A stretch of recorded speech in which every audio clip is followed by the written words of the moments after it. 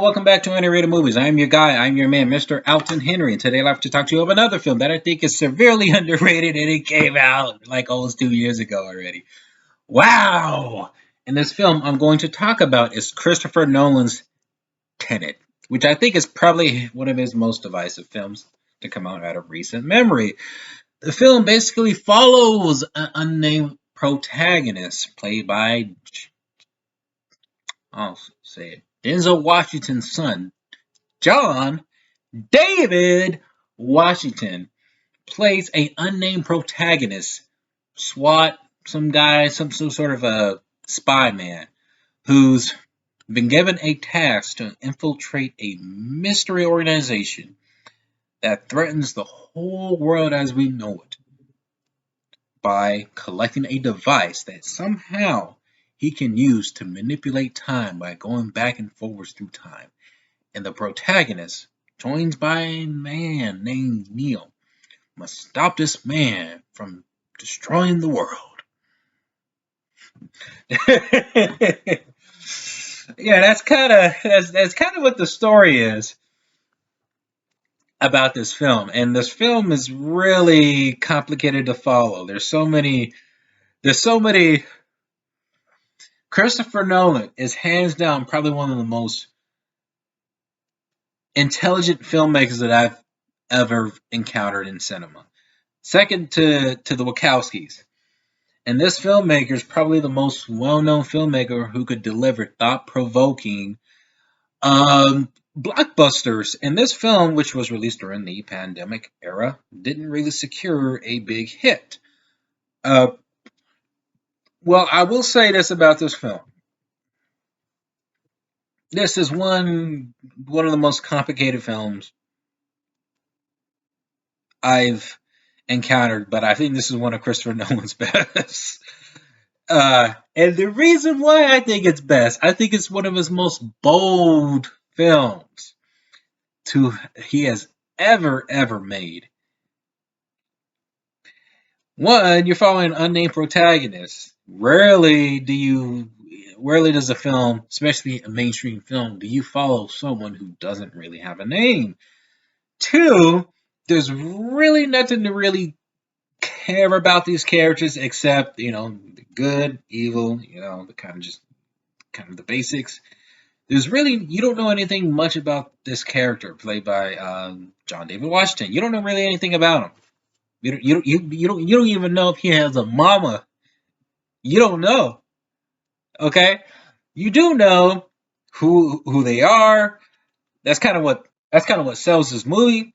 It's just knowing the actors and who they are. And really, the film has one of the best practical effects sequences I've seen in any film that I've in a long time. In a long time. It has one of the best car chase scenes I've seen in any freaking film ever. How do you have a car chase scene, one car and the other one's chasing the other one backwards? And how do you do that? I mean, I'm still amazed how Christopher Nolan was able to make this film happen. This is a film you would need to watch multiple times unless you're really that educated. Oh man, you gotta watch this film multiple times. There's so many layers upon layers upon layers of what this film is actually doing, and it's shocking. Every time that you visit this film, there's something more. There's a clue. There's something that reveals more about the film the more times that you watch it. And it's kind of one of those films where you kind of have to watch it and just take it in for what it is, unless there's something about it that pulls you back. I have to be honest. This film may not be everybody's cup of tea because I actually watched this with my brother one time, and for like the half of the movie, and I had to relate to him. I couldn't understand what the hell was going on. Like you did not understand what was going on. Even Christopher Nolan admits when he was making this film, there were parts where he was inspired watching spy films where you didn't even know what was really going on, what the story was, why the characters were doing the things they were doing. And I actually got that vibe. I didn't know what the fuck was going on in this movie. Until like later half of the film, I kind of started kind of getting it. Actually, no, I got to be honest. When I watched it the second time, I kind of started getting certain things here or there, and then had to watch it multiple times. I got to get certain things here or there, and I still got to be honest with you. There's still parts of this film I can't even explain until I have to go on YouTube to kind of figure out what was going on.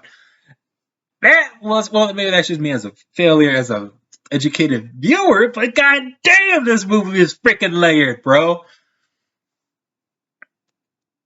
Robert Pattinson was cool. In here. I don't know what kind of accent he had. I mean, I don't know what kind of, but he was cool in this. It's nice to see him do more different kind of films. And, it's been over a decade since the Twilight film. So I'm not even going to go there. He was great in here. He was great. I haven't seen Batman yet. I can't wait to watch it. He was great in here. But I don't know much about his physicality. But performance-wise, he was amazing. But the show goes to John David motherfucking Washington and Kenneth Branagh. This dude was a terrifying villain. A very abusive villain, though this film does have some tropes regarding to his villain, where he basically beats up this woman, his wife. She's a damsel in distress kind of scenario, you know. I believe her name is Elizabeth Debicki. She was also great in the film, though, but I have to hand it to Kenneth Branagh and John David Washington. Those two delivered the performance in here. Like, the best thing to really go for this film are the practical effects, the stunts. And the concept of this film is really just mind-boggling. I mean, I think this will be looked upon as a classic, given a few more years or so. Maybe a decade later, people are going to come back to this and be like, you know what, this was a pretty freaking good film. It's starting to click. I believe that. And that is the goal with my channel is to get you to revisit back certain films and to really analyze what the filmmakers was trying to do, especially when they're trying to do something different. This is one of the most original, complicated action films that I've ever seen. And I enjoy it. This has one of the most iconic fight scenes. I don't even know if it's more iconic than Christopher Nolan's other film, Inception. Actually, it was funny that they thought this was a sequel for a while. Who knows? Maybe it is. Who knows? Maybe he might do a third film that connects both of these films together. Who knows? Who knows, man? Who knows? The reverse fight scene, when you first introduce that section, and then later on, you come back to that same section again when they go back through time. Sometimes it gets a little confusing which time loop that they go through. Sometimes it gets a little confusing. Because I think when they reach halfway into the film, and I remember there was a saying in the film where when you actually get through halfway, when you make it through halfway of the film, that's when the movie really starts to make sense to you. And I actually like that. I actually like that the film, the movie's 2.5 hours.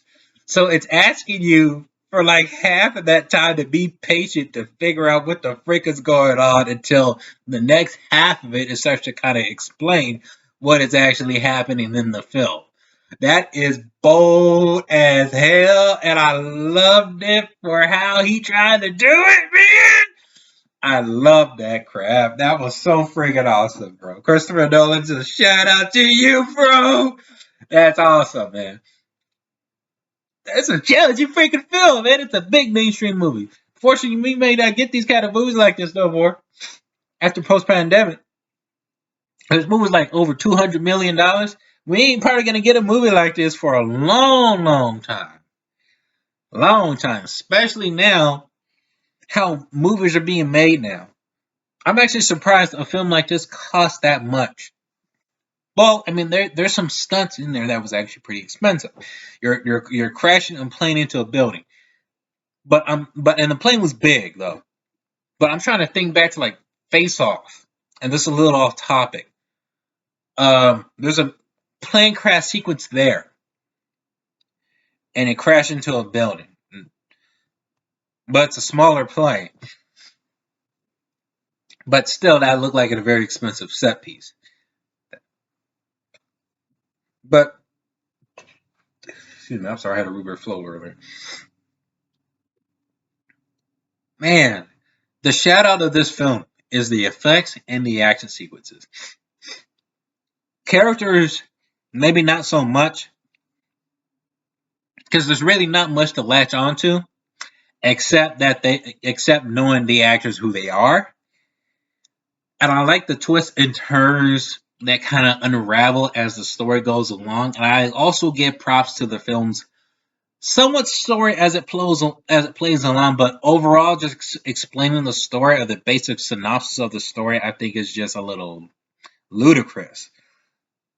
Like the best way I could explain the story in the most simplest way possible is that you have a protagonist being hired for a job to take down a madman who is basically looking to destroy the Earth or the planet by reversing time or going through a time machine that reverses time.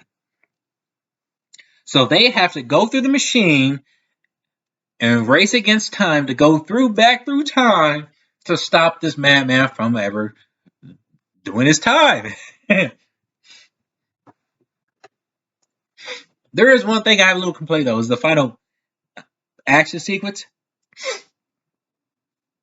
There's a sequence in there where it's like a war scene, and you have the good guys. Aaron Taylor Johnson's in here. Once he's in this, when he shows up, this is one of the best actings I've ever seen in any film. Dude, like if they had a film about this guy, about this character, I am on board because he sold me on his character. Some of the action scenes, you can't even see who the main like the good guys are shooting at. It reminded me kind of like you're running around playing paintball, and you're just shooting at anybody, but you don't see anybody who you can shoot at. I'm like, what? That was kind of funny, just kind of thinking that because you don't see who they're shooting. You rarely see who they're shooting at. I don't know what to think about that. I was watching this with my dad. He was trying to figure out, wait, who the heck are they shooting at? It's like, oh no, they're there. Oh yeah, no, they're there. They're there. You know, you just got to look harder. You just got to look harder. You can't even see who they shooting at. I don't know. Maybe they just didn't have the budget to show everybody shooting, but they shooting. But they show is showing them good guys shooting whoever they got to shoot at. It could just be, I don't know, whoever it could be. They could be shooting themselves in reverse time. That's just me, man. They coming out there shooting themselves, and in reverse time they shoot themselves. The bullets are going backwards. That's just me. That's just me. But hey, I had a great time with this film. The trailers, I think the trailer really just sold me on it. This is an underrated action sci-fi movie. It's a spy film. It's an action spy sci-fi film, and I think it's one of the better ones because of just production value and trying to be original. And the best way for me to spot an original piece is if you cannot predict what is gonna happen next.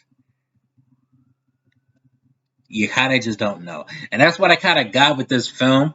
After trying to figure out what was going on, after 30 minutes, I kind of gave up and just kind of let the film just kind of let the film kind of just guide me where it was trying to go to, and kind of just let the film tell the story instead of you trying to figure it out, which you kind of have to do it when you're first watching this film, because if you're trying to understand it the first time, I'm gonna tell you, you're not gonna fucking get it. You're not gonna get it, because I did sure as hell didn't get it the first. I didn't even get it. I got it like maybe the fourth time I watched it. And I watched it with my dad. I still had times explaining certain things to him, even with my brother. Like, dude, there's parts of this movie I would just tell you I don't get, but I kind of got it now a little bit. Every single detail? Nope. But majority of it, the overall story of it, I got it. So I'm letting you know now. Give this movie a shot. If you have HBO Max, check it out. It's on there, especially if you're looking for someone you ain't got nothing to do on this Tuesday. There you go. All right, comment below. Let me know. I highly recommend this film. Just be aware this movie might be complicated to follow. Like, subscribe, comment below, and let me know what is your favorite underrated movie.